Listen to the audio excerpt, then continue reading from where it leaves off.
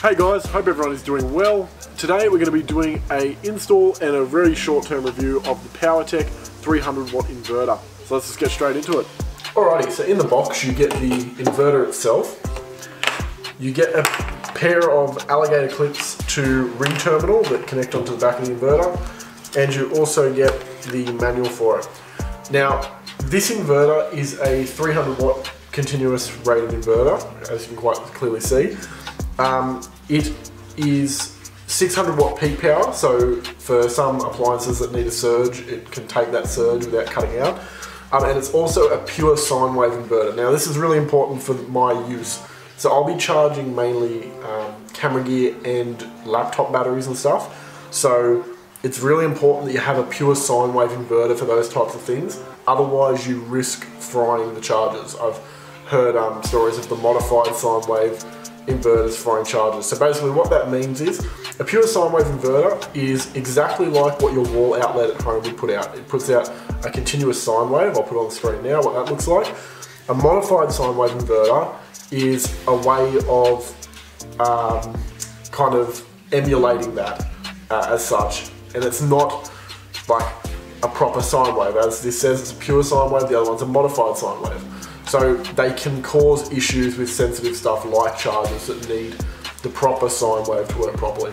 So yeah, I think this will work perfectly for my setup, and we'll get going now. Alright, so basically I added this wooden platform the other day just to give everything a proper platform to sit on. So now my fridge sits there in between the two seats, so I can get to it really easily. Now, I think I'm gonna put the inverter under here, mounted up to this. And I got to run the cable through to the second battery in this car because I want to run it off the deep cycle, obviously. And I think the best way to do that, hopefully, is I can follow, if I tape it to this, like my new wire to this wire, this is the wire for my fridge, I'm hoping that I can pull it through without having to pull apart all my trim and just making it a pain. So I'll try that now, see if it works.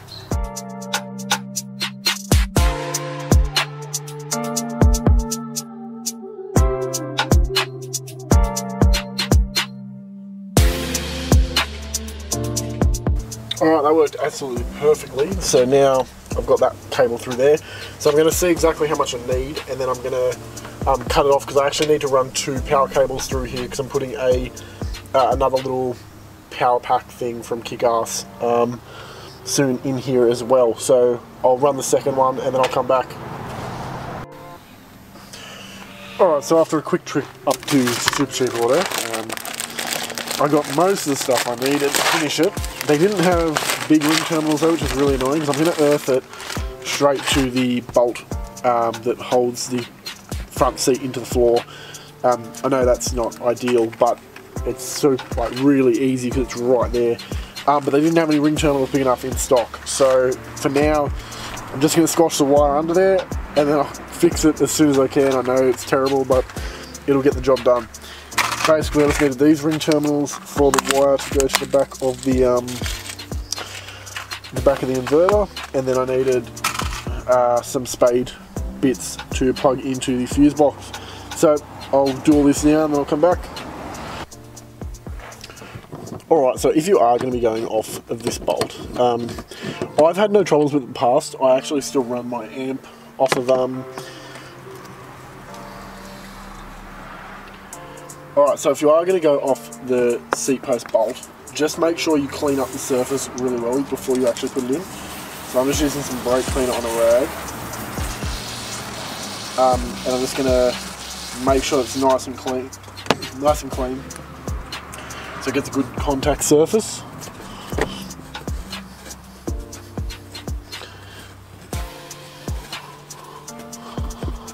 Like that. Now, as I said, at the moment, I don't have a ring terminal for this, so I'm going to be doing it the super dodgy way of spreading the wires in half, twisting each side up individually like this, and then just putting that straight under the bolt like so, and just screwing that down nice and tight.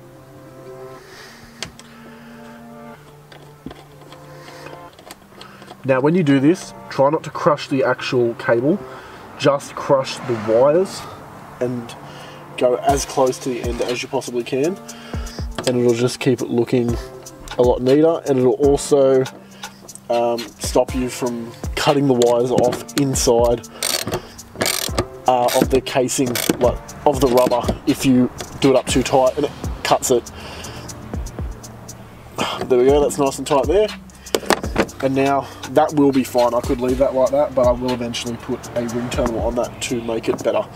Alright, we'll wire this up and we'll see if it works. Alright, so I'm going to use a 30 amp fuse. You won't be able to see it, but that's a 30 amp fuse. This, because it's 300 watt, to work out your amperage, you do 300 divided by 12.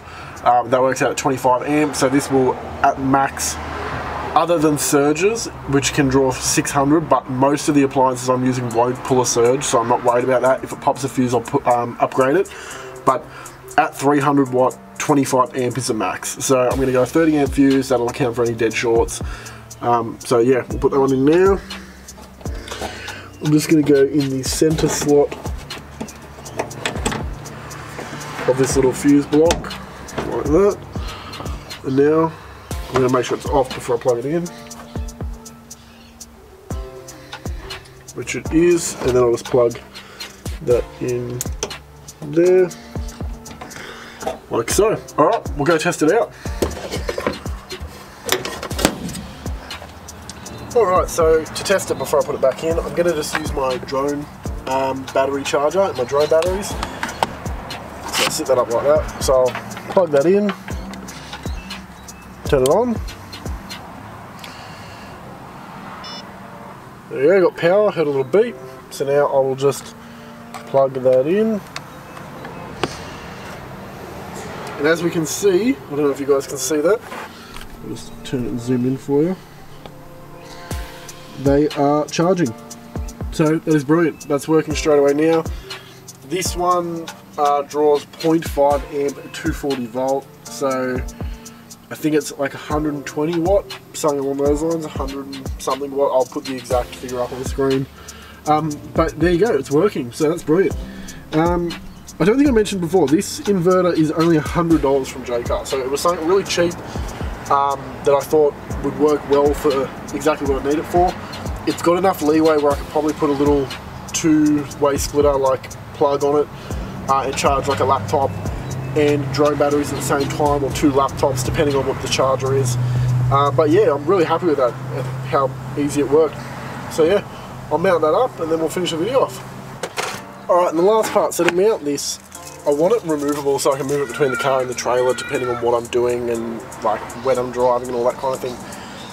So trying to think of the best way to do it, but I realise this carpet under here, you guys probably can't see very well, is very good with Velcro. So I'm literally just going to put two Velcro strips across the back of here, like that, one there, and we'll see if that holds.